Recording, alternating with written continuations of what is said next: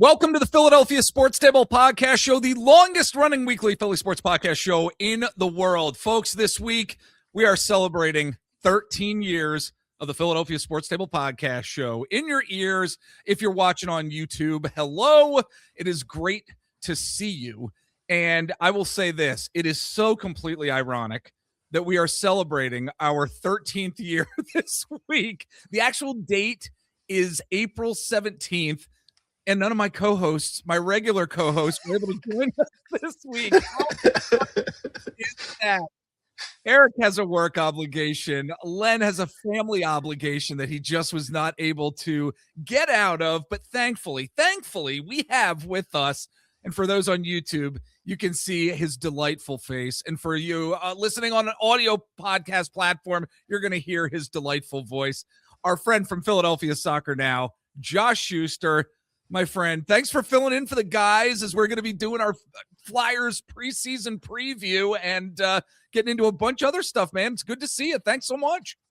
Anytime. I told you before we started, when you texted me about hopping on the show this week, I was like, wow, it's like the call up to the majors. Oh, come on.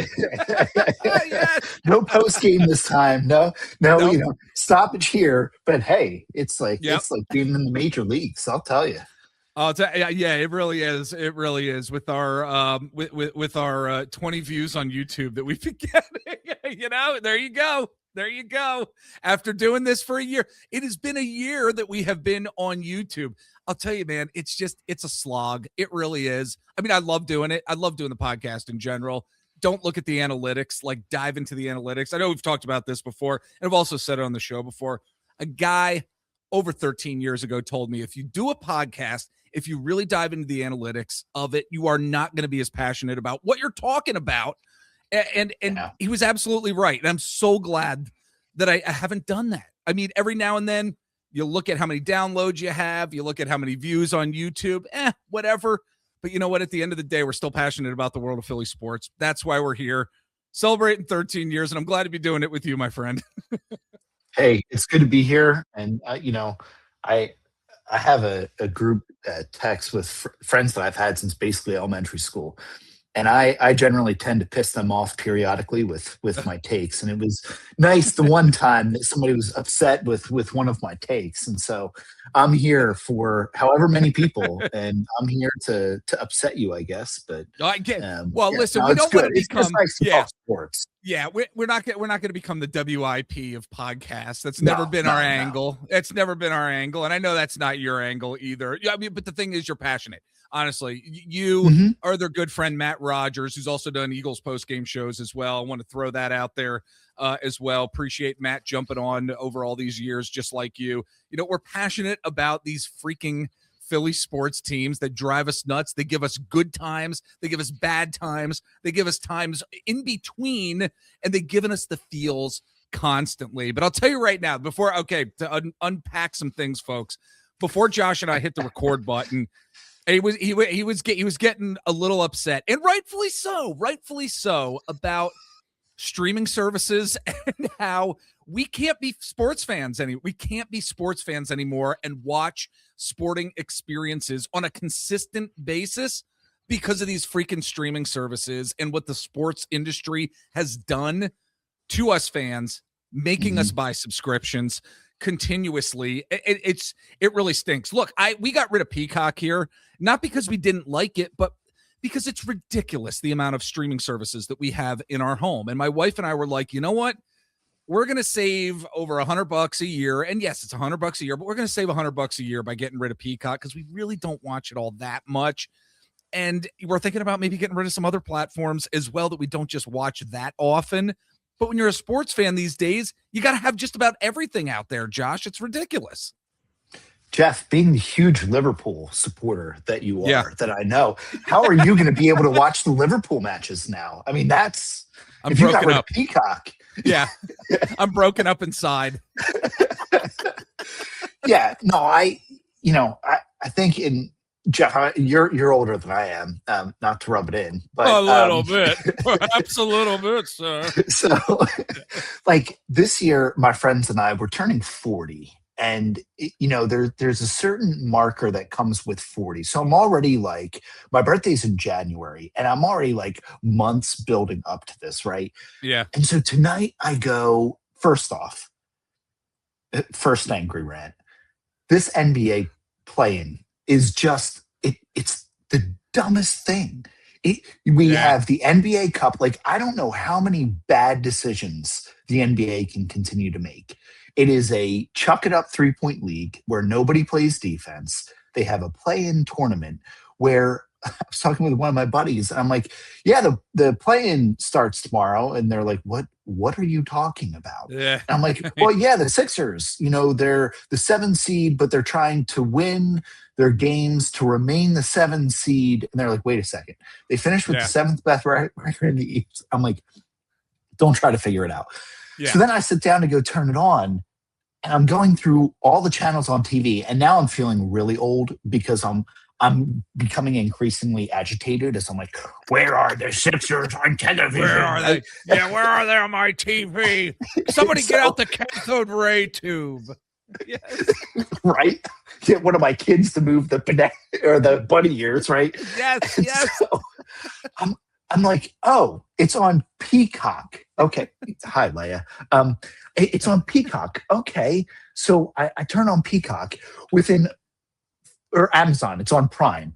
Within 5 minutes of putting it on Prime, the screen goes black right in the middle of them chucking up a shot. It just remains blank for like 50 seconds. And I'm like, what are we doing? What? Yeah. Anyway, I'm starting to feel old. I'm now acting old. And I'm like, this is just ridiculous. But it's not just the NBA. Look at the NFL. You now need Netflix. You need Amazon Prime.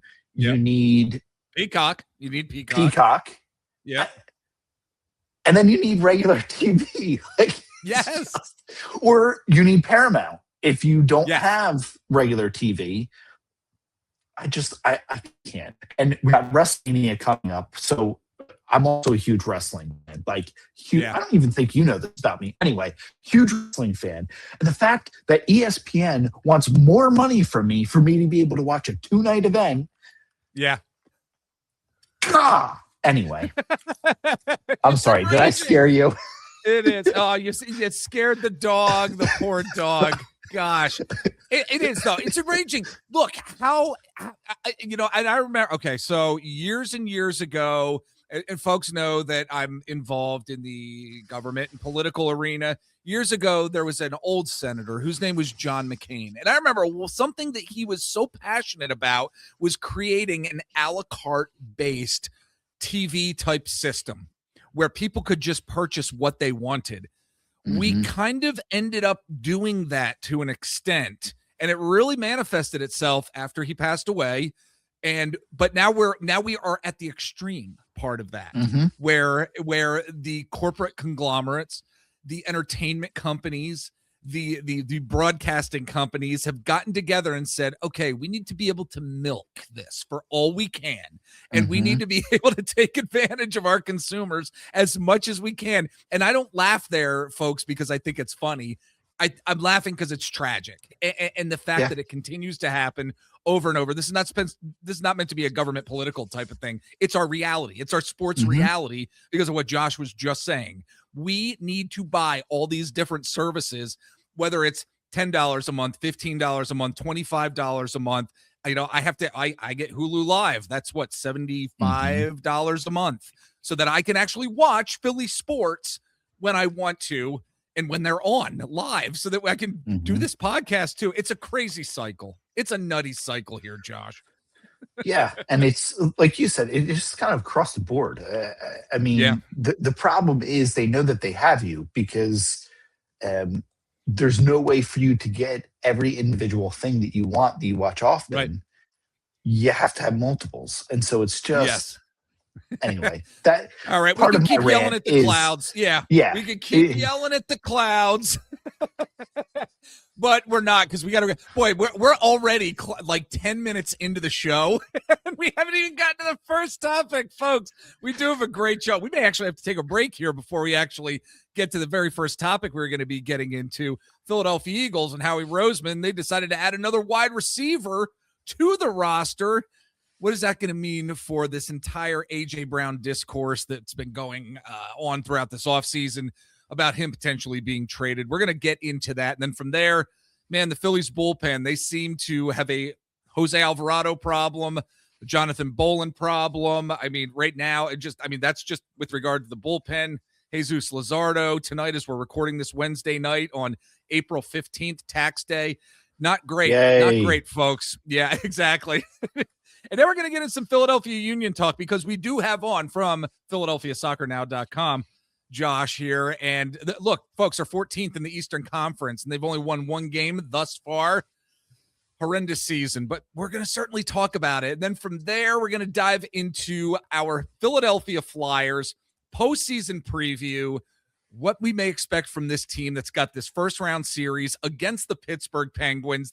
I think it's going to be a fantastic series. I really do at the end of the day. And I'm just so incredibly tickled that this team is in the playoffs and this fan base seems relatively positive here at this point. So that's all what we're going to be getting into on the show this week. So before we get into the real crux of everything, we are going to take a break, folks. And when we get back, we got some Eagles talk that's going to be coming your way. Stick with us.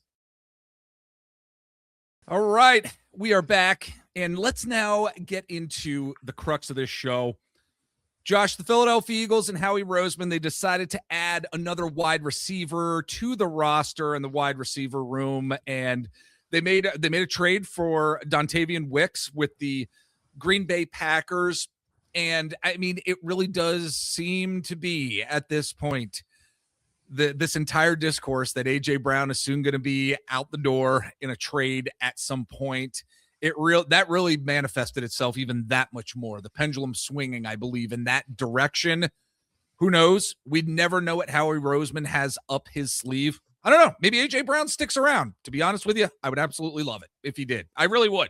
I'm on that particular train, that when you have such a talented and amazing wide receiver like A.J. Brown, somebody who's caught a Super Bowl touchdown for your team, I'd really like to keep him. I'd really like to keep him despite the outside noise here, but it really does seem like a trade is probably going to be imminent. Are you thinking the same thing? Because honestly, it makes me sad. It really does. Like that this culmination of this seems to be coming to a head here. What have you been thinking about this? Yeah. Note the sigh. Yes. To me, I think Wicks is a fine player. I'm shocked that they paid him $12 million. Same here, man. And maybe they chose to do that because they have the cap space, and they didn't want to give him a 2-year deal. But that's a lot of money for a guy with very pedestrian numbers. They don't really have a slot wide receiver right now. So they've signed a number of wide receivers. They currently still have A.J. Brown and Devontae Smith. Yeah. There's only so many outside slots. Yes. So I don't Hollywood Brown. They got Hollywood Brown. Yeah, they have Hollywood Brown. Yeah. I mean, I guess he could play in the slot. I did like the Hollywood Brown signing because I do think that they need somebody else because they seem to love to run, just chuck it downfield. And I think he's good at that. I don't really know what to make of the A.J. Brown, situation, to be honest. Yeah. I didn't necessarily view this trade as they're going to move him for sure. Okay. I kind of view it as they are very clearly showing that there is going to be a shift, that it is a put up or shut up season for Hurts with the passing game. It's almost like maybe they had a conversation with him and Hurts just said, I'm not going to run as much. And they said, okay, then we're going to bring in Mannion, who is a pass heavy individual or a under the center, run the ball kind of guy. And we're going to do that. And you're going to have to perform. And we're going to get a number of weapons. And that's just going to kind of be how it is. So I kind of took it more as I almost view the situation as lose-lose because I don't want to get rid of A.J. Brown. I think he's a very talented wide receiver with years Yes. left. It's going to be a dead cap number that I really don't see any benefit of having. It's not like Carson Wentz where he was going downhill and it's time to replace him because you need better production. The problem is they don't get A.J. Brown the ball enough. And so anyway, all that is to say, I am really concerned that we are going to have not that this has ever happened before in Philadelphia, a QB controversy at the end of the year. I mean, I'm being, and it may start at the draft. I could very well see, I think if they take a quarterback in the first 3 rounds, that kind of shows where their head is with Jalen Hurts. It's crazy to me. It's crazy though. The guy won a Super Bowl just a year ago. You know, it's crazy to me. But if you look at him, relationships do change. Relationships change. Yes. But if you look at him, if he's not going to run, when he is willing to run with the football and is a dual threat quarterback, he's a top 5, top 7 quarterback in the league. When he's not doing that, he's not that. And he's paid like a top 5, top 7 guy. So he has no more guaranteed money after this year. I'm not trying to start anything. Like, no, I'm just, I'm just speculating at this point, and I guess we'll see what happens. Yeah, we will. I mean, we will, but it's so bizarre because look, with Dontavion Wicks, I mean, he had a nice start to his NFL career after being selected in the 5th round of the 2023 draft by the Packers. He had a career high in receiving yards, 591, and it was 14.9 yards per catch. He would then go on to have 415 yards and 5 touchdowns in 2024 and only 332 yards and 2 touchdowns last year. You talked about having pedestrian numbers like that. That right there that's what it is. And I don't know, because I think we are in this cycle with the Eagles where we're so used to certain things being consistent all the time. Offensive line, even Jalen Hurts' quarterback play, which was honestly, it's been very, very good over the years. Aside from last year, other variables, offensive line really nicked up. It affected Saquon Barkley, the running game. But I think us Eagles fans at times see the Eagles front office doing things somewhat in a consistent way. But now with Sean Mannion and no Jeff Stoutland, things are going to be different with this offense. And I think this may be part of it too. Maybe A.J. Brown sticks around. Seriously, maybe the plan is we're going to have these potent wide receivers. I'm not going to say they're powerhouses, but potent wide receivers to enhance Jalen Hurts' passing game. You mentioned just like the lack of the running with him and also the lack of him being able to throw over the middle. We saw it again this past year. I remember on our Eagles preview podcast way back in 2025, we wanted to see Jalen Hurts thrown over the middle more. Dontavion Wicks is a possession receiver. That might be one of the reasons why that they brought him in, to be that possession receiver over the middle. But times are changing here for sure. We don't know how, we don't know in what manner, but I think you're right. You know, I mean, we could be seeing some major shakeups here. Yeah, and I think it's going to be a really interesting rest of the offseason. Yeah. I do think that Howie potentially has something up his sleeve, because really they have not done a whole lot. Now, I know they said they weren't going to do a whole lot via free agency and stuff, but I could see A.J. Brown maybe getting moved as a way to trade up, or they talk with a team within the first round and there's a handshake agreement in place where there's a team that takes a player that nobody kind of expected them to take, maybe a team that needs a wide receiver, and they go offensive lineman, and that could point to more things, because the draft is in like a week? Yeah, it's a week. Yeah. So we'll see. Yeah, we will. Let us know what you're thinking, folks. And if you're watching on YouTube, we'd love it if you would leave a comment below. Let us know what you're thinking about this Eagles wide receiver room and what may happen in the future. We'd love to hear from you in the comments below on YouTube. All right, well, let's move now to the Phillies bullpen, Josh. Jose Alvarado, see, so there's a big problem there. We've got Jonathan Bowlan. He is now on the injured list. Not great for what is the biggest strength on this team this season, which has been the bullpen.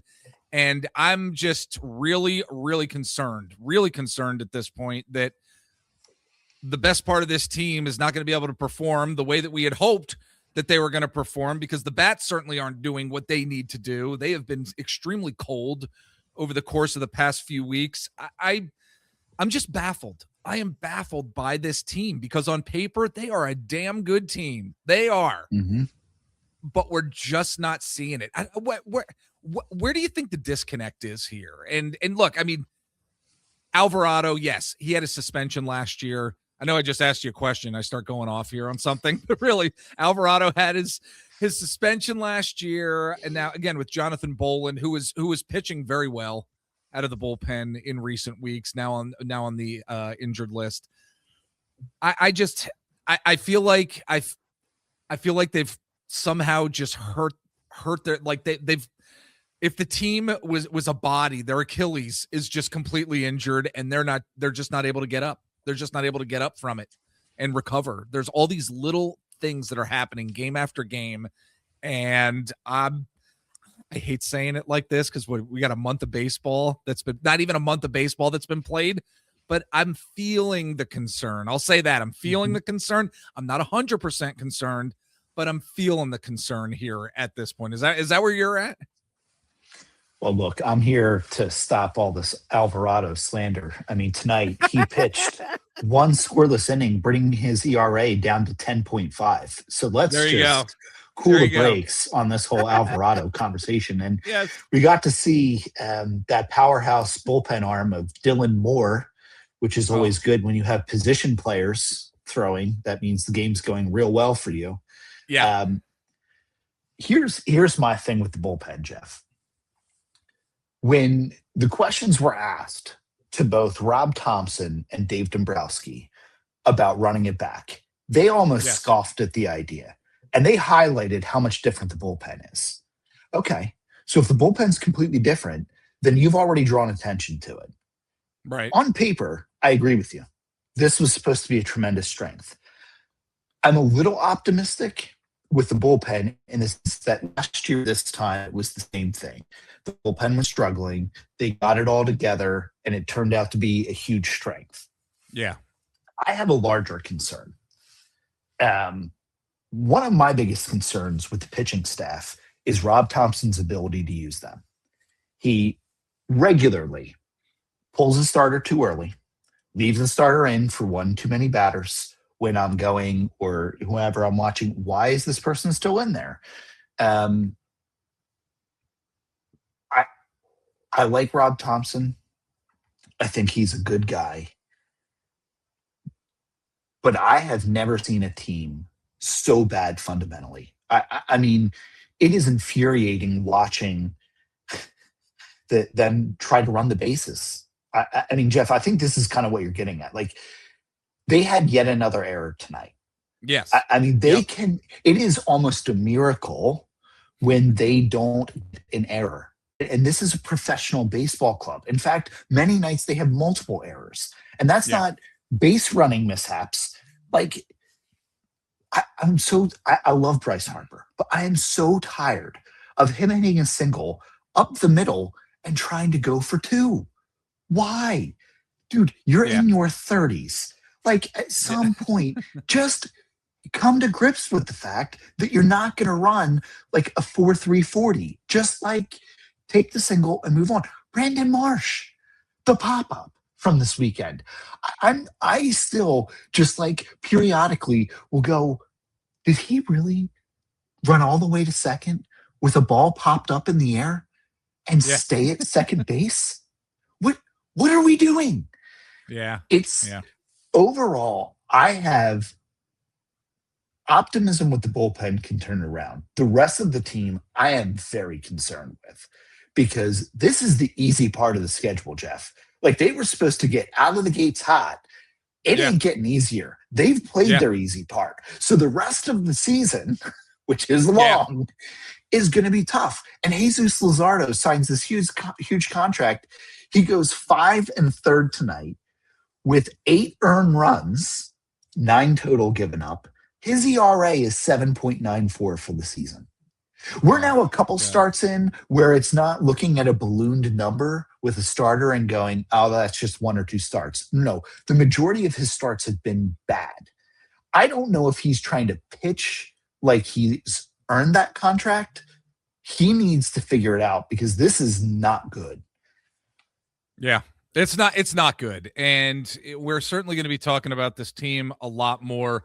And we've got a lot more to get through on this podcast platform and show, excuse me, this week here. But we are going to take a break. And when we get back, we're going to be getting into some Philadelphia Union talk. They absolutely stink. We're talking about a lot of stinkiness here before we get to the good stuff, folks, okay? It's stinkiness in the world of Philly sports first, and then it's good stuff. So we're going to take a break, and we're going to be back in just a bit. All right, we are back, and to now get into, as I said right before the break, some stinkiness. The Philadelphia Union, who are 14th in the Eastern Conference. They've only won 1 game thus far. They've lost 6.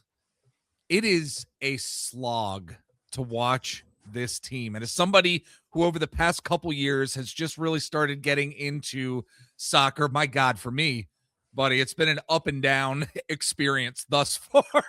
After last season, what this team looked like. And look, you were on the podcast a little while ago. Well, beginning of the year when we're talking about this team and initially, how they could potentially take next steps forward after last year, even though they lost a ton of talent. And we're seeing what happens to a team when you lose really good talent. When a team does not decide to try their best to keep that talent that did well for them the previous year, this is what's happening now. This team is a freaking disgrace. I don't know if you have any other words and language for it either. I'll be a little bit kinder since sometimes I do still have to talk to players and different things. Okay. I'm sorry.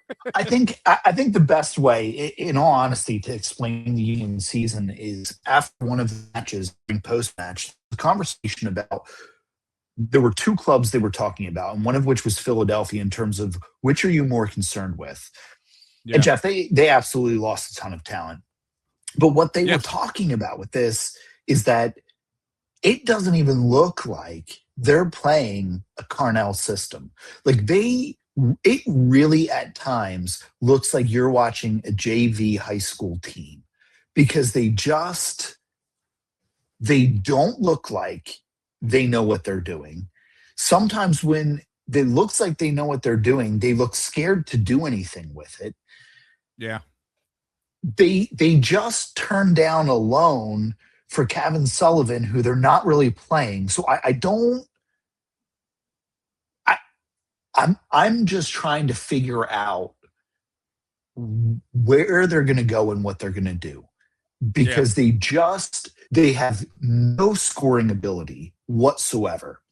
The fact that the match that they won, they scored 2 goals was just like, I couldn't believe it.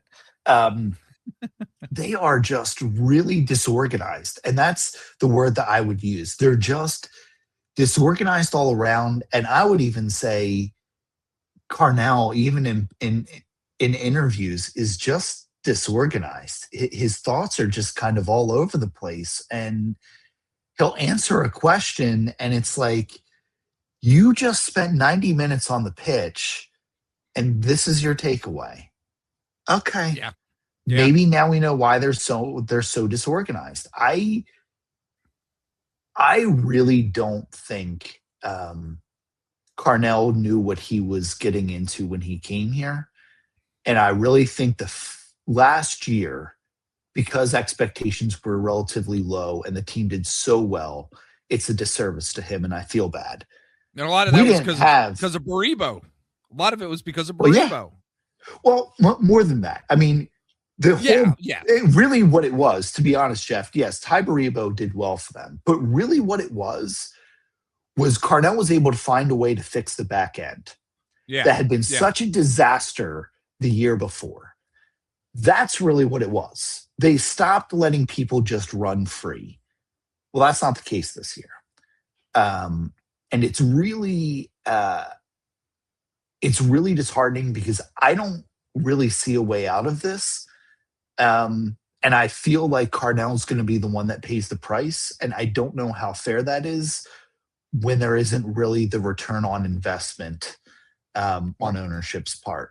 That's a constant theme. Whenever we talk about this team, buddy, whenever you come on and we're talking Philadelphia Union, what other MLS teams are doing, it's the constant theme of they're just not investing in the team. And last year was just this one-off where you did have Baribo and you had other players who were exceeding expectations. And because of that, you're thinking, okay, Carnell's in his first year as head coach was really getting this team put in a good position for the future. And now with the lack of investment, continued investment, just letting that talent go, it's kind of just back to that same old theme. It's back to the same old theme. And we really don't have much to hang our hats on at all here. Well, I mean, maybe except for the fact that it was reported on in PhiladelphiaSoccerNow.com that one of the longest tenured players on the Union roster is staying in Chester. They extended defender Nathan Harriel's contract. Thank goodness. Thank good. I don't want to talk bad about anybody. I don't want to talk bad, but really, it's just like because I visit the site every now and then. When I saw that a few days ago, I was like, oh, great. Okay. It's just he's inconsistent. Like that's any player who plays with any form of consistency and consistently well, they're going to sell. And so the only players that are going to sign there long term are Bedoya because he's so old. And no offense, like I'm a huge Bedoya guy. I know you are. Yep. He's old and nobody's going to want to sign him, right? Yeah. And he's basically like a coach out there. Or an example of Harriel where he's just so inconsistent. They're not going to be able to move him for anything. So it frankly is probably better to sign him than lose him for nothing. Yeah. Because he does contribute. Like it was no biggie to lose Mikel Ua because Mikel Ua just didn't really contribute a whole lot. So when he lost him for free, whatever. In fact, it was probably a benefit because they don't have to worry about the wages he was making each week. So with Harriel, he doesn't make that much. So I don't know. It's just it's really I feel for Pirates fans and Rays fans because this is this is how it feels. Yeah.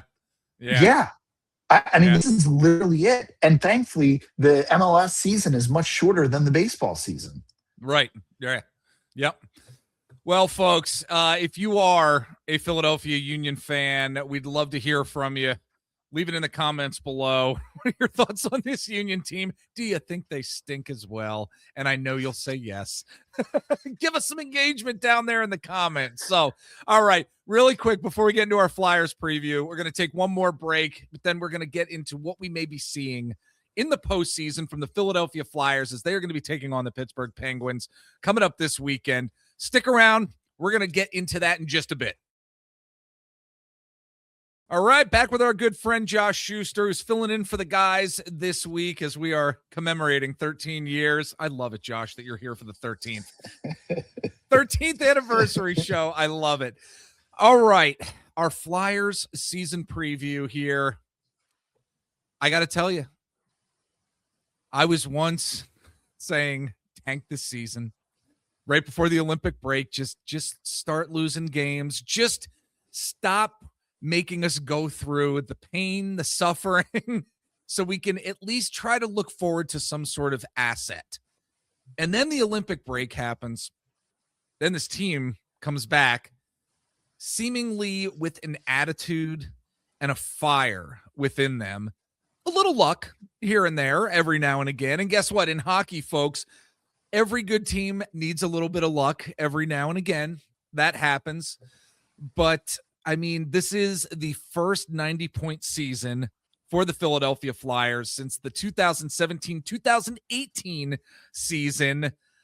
they're ending this long postseason drought, and honestly, I could not be happier. Our good friend Kelly Hinkle from BroadStreetHockey.com was on the show a few weeks ago. Yeah, I mean, she was great, and she really she got me back into this groove of thinking, you know what, this team could really make some waves toward the latter part of the season.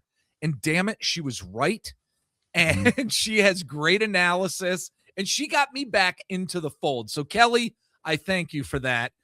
But Josh, I'm genuinely excited for this. And we're going to kind of get into some of the details about what we may be seeing. And we all should be excited.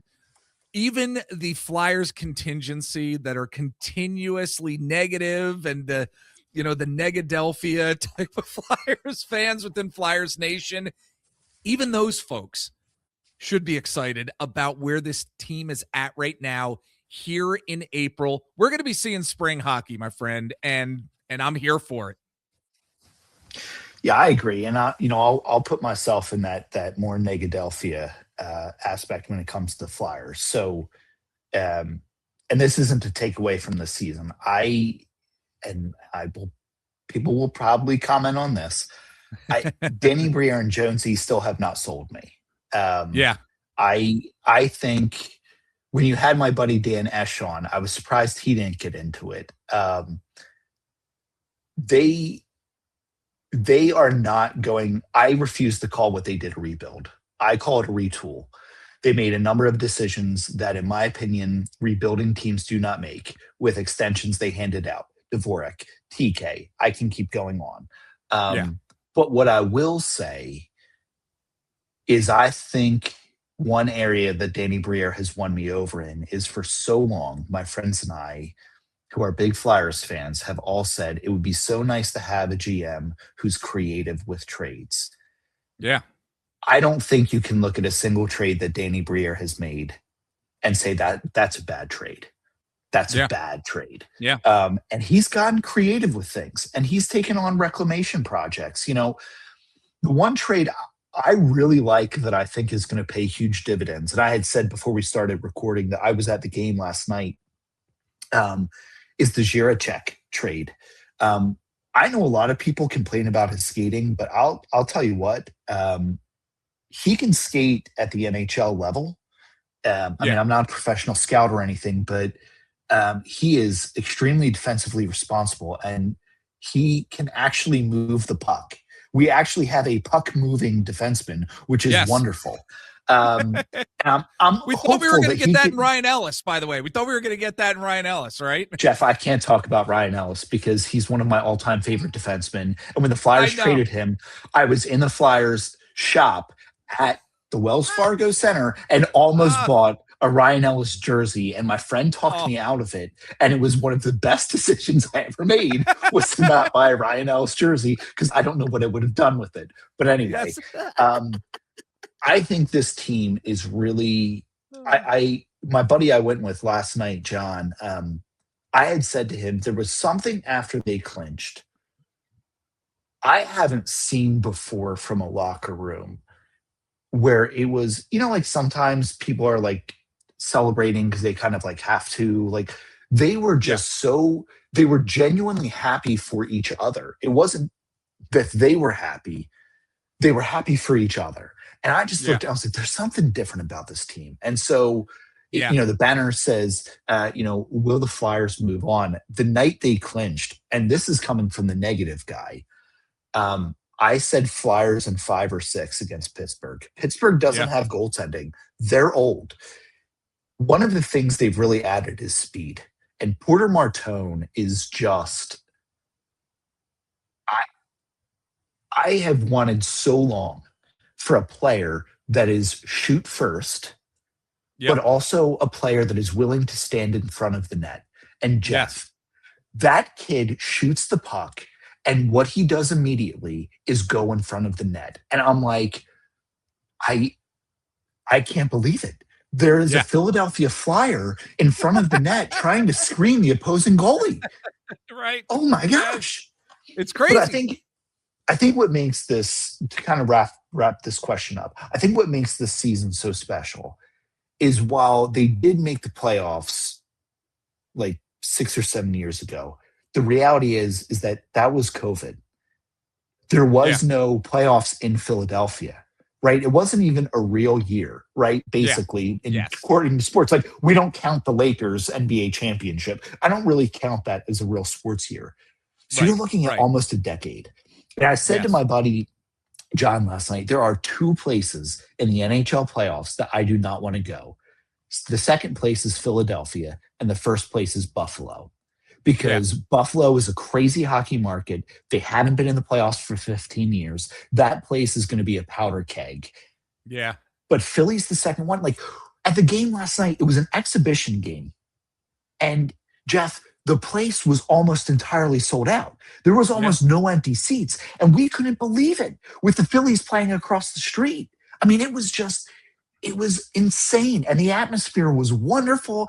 They won. Like, it was just wild. But anyway, I do think that they are going to win a playoff round. All that is to say, they'll win a playoff round. Well, yes. And, we were going to close with that. We still are going to close with that if they are actually going to get through this first round. But I thought it was really interesting, really quick, before we get into goaltending, because the goaltending, I think, is going to be an important aspect of this series. I love what you said. When you saw the guys just coming together, it wasn't just because they were doing it because, yes, we're going to the playoffs. They were genuinely excited for each other, like you said. And that is how I sum up this Flyers journey this season, where it was the guys looking after each other, looking forward to playing with each other. And in fact, I think growing with each other in a lot of ways. The Flyers journey this season, I think when we look back 5 years from now, 10 years from now, on the 2025-2026 Flyer season, it is going to be seen as a remarkable journey where these younger kids have actually gone in terms of not just their development. It is how they met a moment in a critical period of time in the season. And that is the critical part of the journey, I think, that's really going to be talked about for years to come. But you mentioned the goaltending as well, and I think that's going to be such a critical part of this, the Battle of Pennsylvania here, Flyers and Penguins. I mean, let's get into the goalies here, because we know that Dan Vladar has been able to do wonders throughout this season. He's 29, 14, and 7. That's his record in 52 games with a 2.42 goals against average. Now, Stuart Skinner, for the Penguins, he's 23, 17, and 9 with a 2.87 goals against average. When you look at the analytics, when you look at the stats with both of these goalies, Dan Vladar seems to really have the upper hand, of course, heading into this first round of the playoffs. And I think at the end of the day, that is what's going to matter. That's what's going to matter. We have better goaltending. The Flyers have better goaltending. I shouldn't say we. I'm not on the ice. Flyers have better goaltending. I think that is what's really going to set these two teams apart. Dan Vladar and Stuart Skinner. One is better than the other. And bring it, Sidney Crosby, because Dan Vladar is going to stop your ass. Yeah, my friend and I last night got into a conversation as we were walking back to the car. What do you do with Vladar? Do you approach him with an extension? And my answer was, yeah. If I were them, yes. There's two things I'm doing this offseason. Vladar seems to really like playing in Philadelphia. He said it again last night. He said it again 2 nights ago. Yeah. He's never been a starter. And I think if you were to approach him with a 3 or 4 year deal for, $6 million, he may consider doing it. And even if he's not an elite goalie, he's still, I would imagine, going to be a decent starting goaltender. At $6 million is kind of a bargain. And the second thing that I would do is I would approach him and say, okay, Ersan obviously did not work this year as the backup. We need a legitimate backup. Yep. Who do you want us to go get?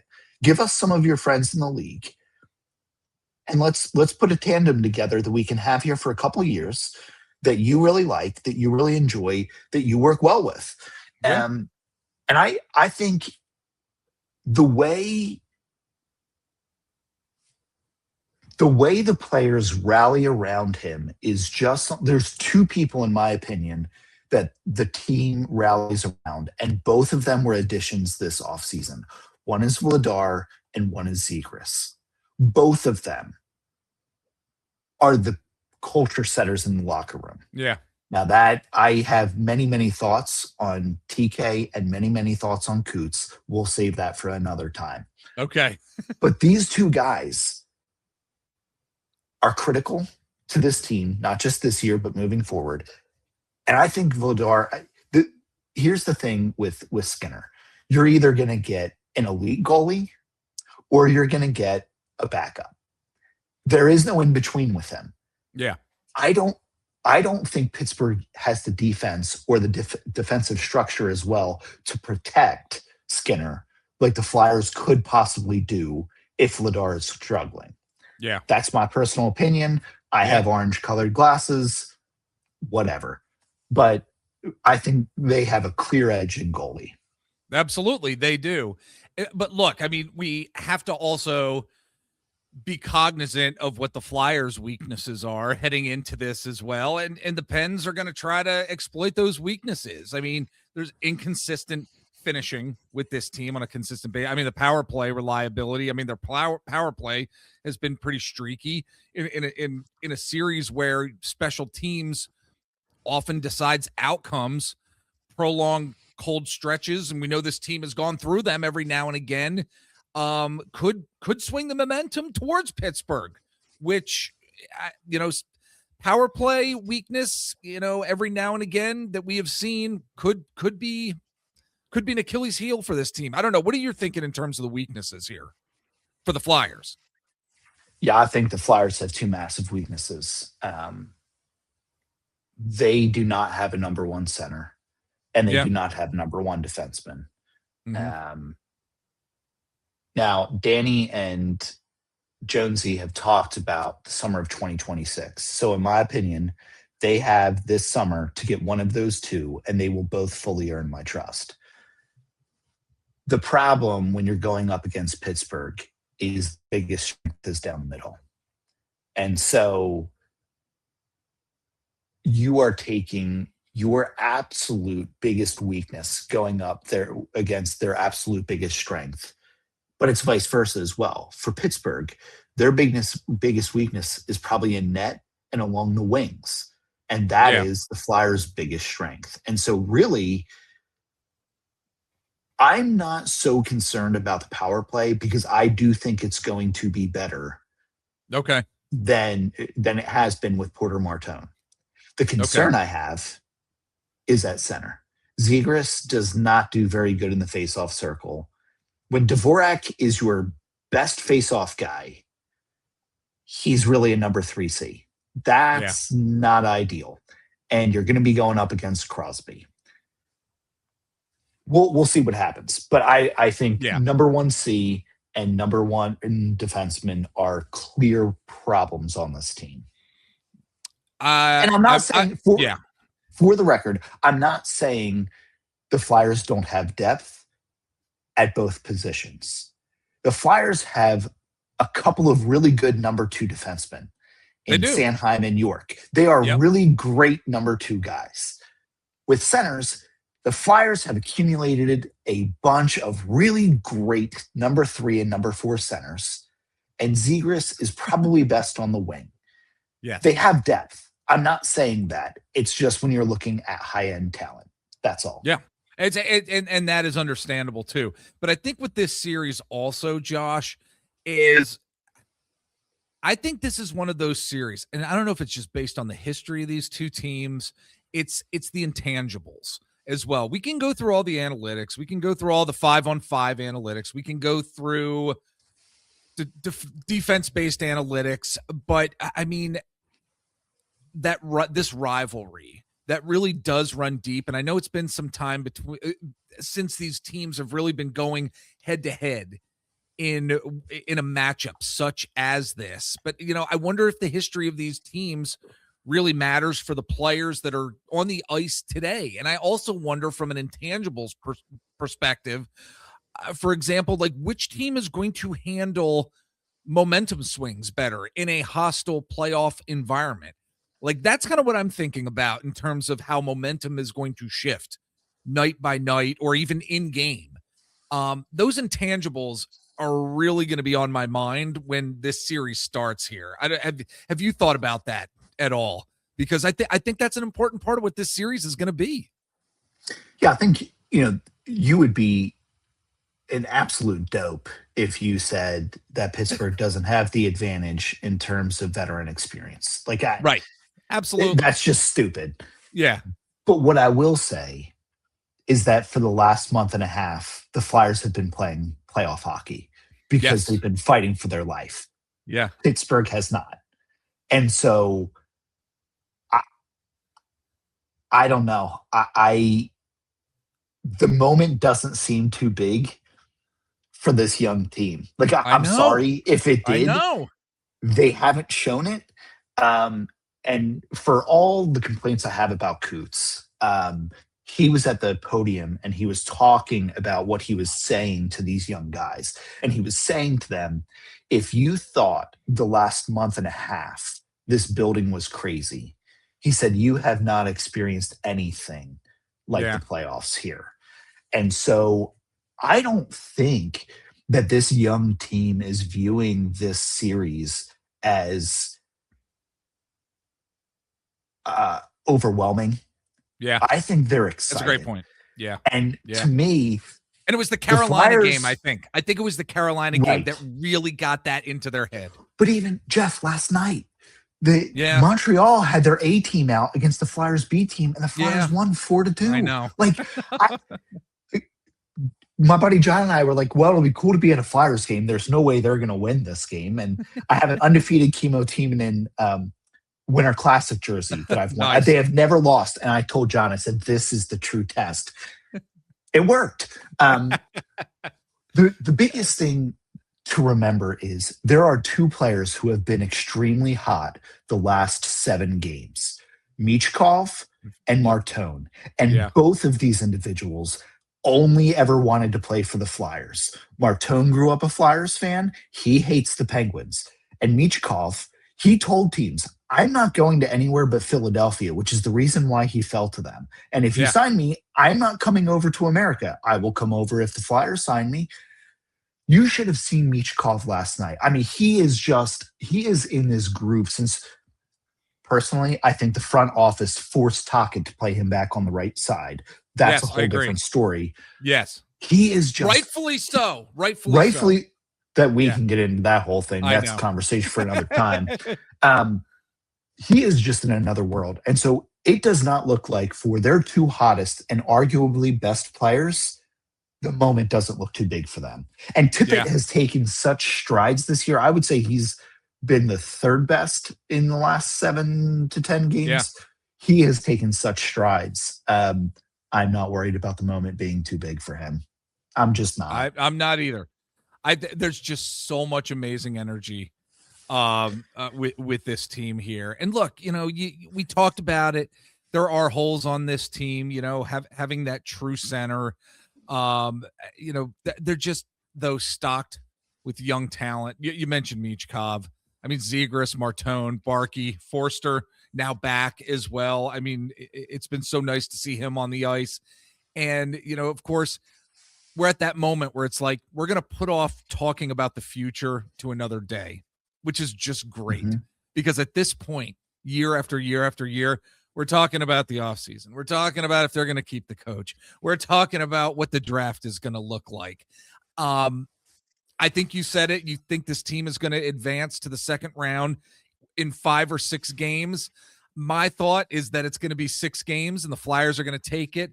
Maybe it is a homer type of prediction on my part. I think 6 games is absolutely fair for this Flyers team, where they're at, the energy that they have, how they have finished out the regular season. I think Flyers in 6 and they get to the second round of the Stanley Cup playoffs. That's my thought here, man. I agree. And so I got to tell you, last night at the game, we were walking out and there's this 9-year-old kid and he's, all decked out in Flyers stuff. And he's just walking up to strangers. He's like, we can take the Penguins any day of the week. We can take the Penguins any day of the week. And I thought back, I love it. in that moment, I was like, Oh, the Flyers-Penguins rivalry has fallen off so much last 4 to 5 years. Like, Jeff, when I graduated college in 2009, the graduation gift I got for myself was center ice tickets the night before graduation, Flyers Penguins. Oh. And it was like Sidney Crosby won it in a shootout, and I cannot stand the man for that reason. Because I was out in Lancaster at the time, so I'm driving all the way out anyway. Yeah. But there was something so special about those games. That even during the regular season this year, we haven't really had that. And there's a whole generation of Flyers fans, starting with my 3-year-old Aiden, who has no idea what true sports hatred for an organization is. And they're going to experience it with the Penguins. And it's just going to be, you're going to see Sidney Crosby, and it's going to be a hate that face, right? Like, it's just, there's so much. The fact that it's the Penguins, I think, is just it's such poetry for this season. Even if the Flyers don't win, it is such poetry that they play the Penguins in the first round to just put a bow on a great season, to move forward and bring back that hated rivalry. What a fantastic way to end this podcast, dude. Putting a bow on it. Folks, this isn't scripted here at all. My God. What a great way to end this Flyers postseason preview show. My gosh. It's going to be fun. It's going to be fun to watch. Let us know, if you're watching on YouTube, how you think this series is going to go. We'd love to get those comments going here on this podcast show. And I want to take this opportunity to thank my buddy Josh Shuster here. Buddy, seriously, whether it's Eagles post-game shows during the course of the season, right now, you've jumped on, you've talked about the Phillies with us, you've talked about the Union, other Eagles talk here and there. It's always great having you on. Seriously, I appreciate you taking the time to step in for the guys when they had some other commitments that they were not able to get out of. And it's always great talking to you, man. Let's keep this going, okay? Philly sports forever, all right? Hey, I agree. And Jeff, it's an escape, right? Like, we both have very stressful jobs, and being able to hop on for an hour and just talking sports. And, for anybody who's listening, we hope that you find the same thing, like just an escape in the midst of just chaos and turmoil in life. Just escape to misery and ridiculous expectations with us, and anger that those expectations aren't met. And we're here for you. So thanks for listening too. And thank you, Jeff. You got it, buddy. You got it. Folks, we appreciate you. Longtime listeners. If you're new to listening to the Philadelphia Sports Table Podcast Show, subscribe on whatever podcast platform you're listening to us on. If you're on YouTube, it's great to see you. Subscribe as well. Share with your family and your friends who may be Philadelphia sports fans or general sports fans.